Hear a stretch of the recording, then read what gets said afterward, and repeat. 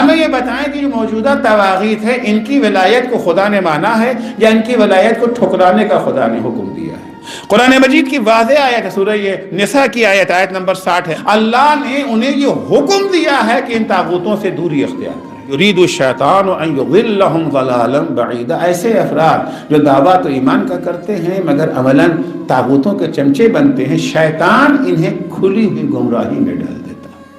اگر امام نہیں ہے تو اس کے اختیار میں لا اینڈ آرڈر دیا جائے، ولایت و حکومت جو امام سے سب سے زیادہ قریب ہو۔ اس کو لائیں گے بھائی، عقل کیا کہہ رہی ہے آپ کی؟ بسم اللہ الرحمن الرحیم قل هو اللہ احد اللہ الصمد لم یلد ولم یولد۔ مشکل یہ ہے کہ جن کو ولایت ائمہ نے عطا کیا ہے ان کی ولایت پر تو انگلی اٹھاتے ہیں اور ملکہ انگلستان کی ولایت پر فخر کرتے ہیں۔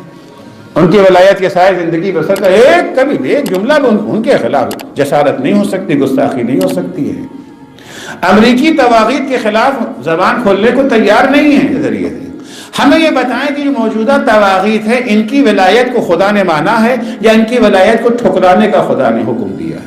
قرآن مجید کی واضح آیت ہے، سورہ نساء کی آیت نمبر 60 ہے۔ الم تری الی الذین یزعمون انہم آمنوا بما انزل الیک وما انزل من قبلک یریدون ان یتحاکموا الی الطاغوت۔ کیا آپ نے دیکھا ہے ان لوگوں کو کہ دعویٰ تو یہ کرتے ہیں کہ ہم اللہ پر ایمان لائیں، ولایت ہم اللہ سے لیں گے، رسول سے ولایت لیں گے، امام سے ولایت لیں گے، یزعمون گمان یہ کرتے ہیں ایمان لائے ہیں اس چیز پر جسے اللہ نے نازل کیا ہے، پیغمبر پر جو نازل کیا ہے پیغمبر سے پہلے والوں کو، لیکن ساتھ ساتھ یریدون ان یتحاکموا الی الطاغوت، اسی کے ساتھ ساتھ وہ طاغوت کو اپنا حاکم بنانا چاہتے ہیں۔ الہی ذرائع سے جو حاکم بنے ہیں انہیں قبول کرنے کو تیار، ان کو اس میں ہزار کیڑے نظر آتے ہیں، لیکن طاغوتوں کی ولایت میں کوئی نقص عیب نظر ہی نہیں آتا۔ وَقَدْ أُمِرُوا أَن يَكْفُرُوا بِهِ، حالانکہ اللہ نے انہیں یہ حکم دیا ہے کہ ان طاغوتوں سے دوری اختیار کریں،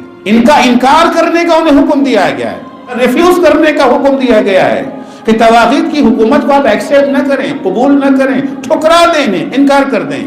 جن کو ٹھکرانے کا حکم دیا گیا ہے ان کو تو سر پہ بٹھا رہے ہیں، اور جن کی اطاعت کا حکم دیا ہے انہیں اپنے قدموں تلے روندنے کی کوشش کر رہے ہیں۔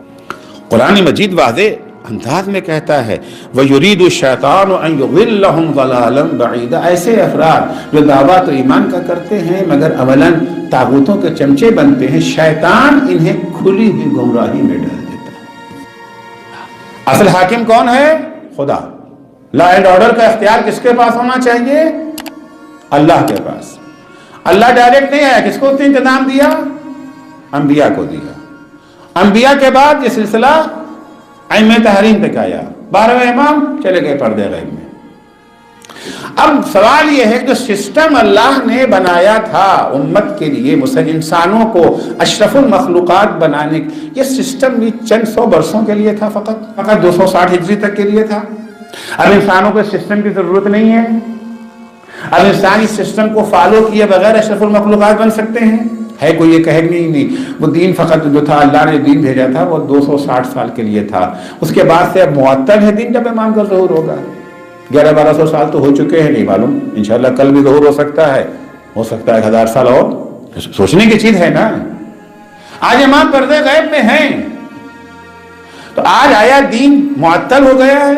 ہوتا ہے نا بعد وہ جب وہ فوری بغاوت ہو جاتی ہے تو آئین کو یہ جو ہے معطل کر دیا جاتا ہے، آئین معطل ہو گیا 2 سال کے لیے، 5 سال کے لیے، 10 سال کے لیے۔ ہمارے یہاں بھی کیا غیبت کے زمانے میں آئین معطل ہو گیا ہے؟ اچھا آئین معطل ہو گیا پورے کا پورا یا تھوڑا ادھورا؟ اگر آئین معطل ہو گیا ہے تو آئین بنانے والے خدا نے اعلان کر دیا ہے کہ آئین معطل ہو گیا، یا اس نے کہا کہ 50% معطل ہے اور 50% جو ہے برقرار ہے؟ نماز و روزہ و حج و زکوٰۃ و حجاب و داڑھی تو موجود ہے، اور جو لا اینڈ آرڈر کا مسئلہ ہے وہ معطل ہے۔ لا اینڈ آرڈر کا اگر نظام بگڑ جائے تو کیا نماز و روزہ بھی برقرار رہ سکتا ہے؟ امنیت ہی اگر نہیں ہے، طاغوتی نظام اگر قائم ہو جائے، طاغوتی نظام میں رہ کر کے انسان الہی انسان بننا بہت مشکل ہے، اگر نہ کہیں محال ہے۔ تو ہمیں تو کوئی ایسی چیز، کوئی ایسی حدیث نہیں ملتی، کوئی ایسی آیت نہیں ملتی جہاں کہا گیا کہ اللہ کا قانون معطل ہو گیا ہے۔ موضوع ہے کہ عصر غیبت میں ہماری ذمہ داری کیا ہے۔ میرے خیال میں عصر غیبت میں جو ذمہ داری ہماری عصر ظہور میں ہے، وہ ساری ذمہ داریاں عصر غیبت میں ہیں، کچھ اضافے کے ساتھ۔ اضافہ کیا بھی عرض کروں گا، جس طرح سے زمانہ یہ ظہور میں ہماری ذمہ داری ہے توحید پر عقیدہ، نبوت پر عقیدہ، امامت پر عقیدہ، اسی طریقے سے زمانے غیبت میں بھی ہے۔ اس طریقے سے لا اینڈ آرڈر اللہ سے منسوب ہے، اس کے معین کردے کیے ہوئے بندوں سے منسوب ہے۔ زمانے غیبت میں بھی نظام اسی سے منسوب ہے۔ آیا زمانے غیبت میں لا اینڈ آرڈر کا مسئلہ چھوڑ دیا گیا ہے، ہم طاغوت کے پاس چلے جائیں اس لیے کہ ہمارا معصوم نہیں ہے؟ وہی قانون جو امام تک آیا تھا، رسول تک آیا تھا، اصل کیا تھا، آئیڈیل کیا تھا؟ حاکم کون ہو؟ اللہ ہو۔ لا اینڈ آرڈر کا ذمہ دار کون ہو؟ اللہ ہو۔ تو اللہ نے کیا نظام کیا؟ 100 نہیں ہے تو 90 پہ آئے تھے نا، رسول آ گئے، رسول کا سلسلہ ختم ہو گیا تو پھر کہاں آ گئے؟ امام تک۔ اب امام نہیں ہے تو کون بنے گا؟ 100 تو خدا تھا نہیں ملا، 90 پر آیا، اب 90 بھی نہیں مل رہا ہے تو 70 80 70 کو لیں گے یا 10 کو لیں گے؟ 2 4 کی باتیں ہیں نا۔ آج نظام ولایت، لا اینڈ آرڈر کا سسٹم کس کے ہاتھ میں جانا چاہیے؟ آپ کی عقل کیا کہتی ہے؟ اصلاً اس زمانے میں لا اینڈ آرڈر کا مسئلہ ہے یا نہیں ہے؟ یا حکومت کی ضرورت ہی نہیں ہے؟ اب لیڈرشپ کی ضرورت ہی نہیں ہے، اب انسان خود بخود اپنا کام خود سے کر سکتا ہے بغیر کسی حکومت کے۔ یہ طے ہو جائے کہ حکومت کی ضرورت نہیں ہے، بغیر حکومت کے سارا کام چل سکتا ہے، اب نہ لڑائی ہوگی، نہ جھگڑا ہوگا، نہ اختلافات ہوگی، نہ ٹکراؤ ہوگا، کچھ نہیں ہوگا، سب بڑے نیک فرشتے بن گئے ہیں۔ اب حکومت کاہے کے لیے؟ اور جتنی ترقی کرنا تھا سماج کو، سماج ترقی بھی کر چکا ہے، نئے ترقی منصوبہ بنانے کی بھی ضرورت نہیں ہے۔ ایسا تو نہیں نہ ہے، ترقیاتی منصوبے بنانے کی بھی ضرورت ہے۔ ترقیاتی منصوبے بغیر حکومت کے بن نہیں سکتے ہیں، ورنہ سارے کے سارے انسان جو ہے فرشتے بن چکے ہیں۔ آج بھی وہی اختلافات ہیں، آج بھی وہی خونریزی ہے، آج بھی وہی لڑائی ہے، آج بھی دوسروں کے حقوق پہ ڈاکہ ڈالنے کا جذبہ موجود ہے۔ لا اینڈ آرڈر کا مسئلہ تو آج بھی ہے نا۔ اگر آج ہے تو آج کس کے حوالے کر دیں؟ طاغوت کے؟ قرآن کہتا ہے کہ ہرگز نہیں۔ یہاں تک تو عقل کا مسئلہ ہو گیا۔ تدریجاً اگر امام نہیں ہے تو اس کے اختیار میں لا اینڈ آرڈر دیا جائے، ولایت و حکومت جو امام سے سب سے زیادہ قریب ہو، تو قریب تر ہو امام سے۔ اچھا امام کون ہے؟ امام کے پاس علم کل ہے، تو امام سے قریب تر کون ہوگا؟ جو بالکل جاہل ہے، جو دین کے بارے میں کچھ نہیں جانتا، یا وہ ہوگا کہ امام کے پاس، امام جتنا علم تو نہیں ہے لیکن بہرحال فقیہ ہے۔ امام معصوم ہے، اگر معصوم نہ مل سکا تو کیا بدماش کو لا کے رکھیں گے امام کی جگہ پر، یا عادل کو لا کے رکھیں گے؟ امام سے کون زیادہ قریب ہے؟